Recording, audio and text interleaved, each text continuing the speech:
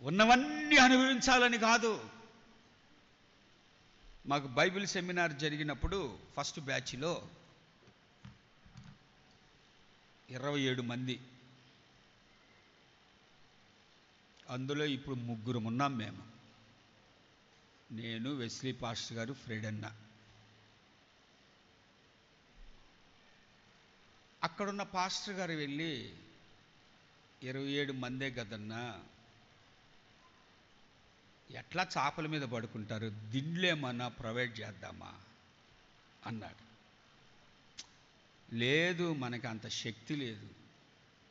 కొంతమందికి దిండ్లు అలవాటు ఉన్నాయన్న అంటే ఎస్ఎన్న గారు అన్నారు, అక్కడ ఇటుకలు ఉన్నాయే అవి పెట్టుకోమను తల కింద. అయిపోయింది. 3వ బ్యాచ్ 14వ మైలో జరుగుతుంది. ఏసన్న గారు పిలిచి ఎంతమంది ఉన్నారా అన్నాడు. 45 మంది ఉన్నారన్నా అన్న. వెళ్ళి 45 దిండ్లు పట్టుకురాపో అన్నాడు. నా కడుపు మండింది. మాకేమో ఇటుకలా, వీళ్ళకి దిండ్ల, లోపల ఉన్నది దాచుకోలేక అన్నా మమ్మల్ని ఇటుకలు పెట్టుకోమన్నారన్నా అన్న. సర్లేరా, అప్పుడు లేదు, ఇప్పుడు ఇచ్చారు, పోయి తాపో. తీసుకొచ్చి ఫస్ట్ డే ఆ మీటింగ్ అయిపోయిన తర్వాత దిండ్లేవి అన్నాడు. అక్కడ ఉన్నాయన్నా. సరే, వాళ్ళ దగ్గర పోయి నేను అన్నాను, 2 తక్కువైనాయి అన్న, 47 మంది వచ్చారు, 40 దిండ్లే ఉన్నాయి, 45 ఉన్నాయన్న చెప్పాడు. దిండ్లు అక్కడ పోసాయి. ఎగబడి దిండు తీసుకునేవాడు సేవకుడుగా పనికిరాడు. దిండు కొరకు ఎగబడేవాడు సేవకుడిగా పనికిరాడు అన్నాడు.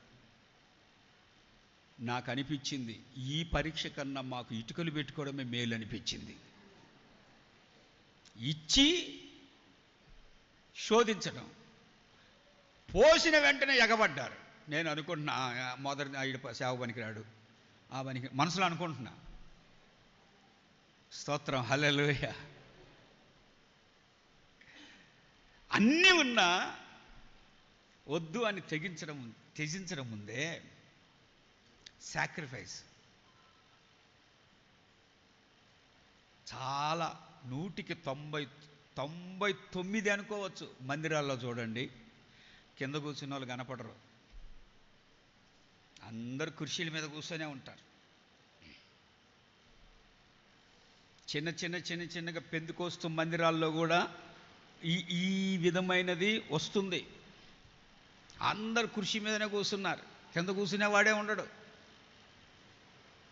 స్తోత్రం, హల్లెలూయా. త్యజించి దేవుని ప్రణాళికలు ఇవన్నీ.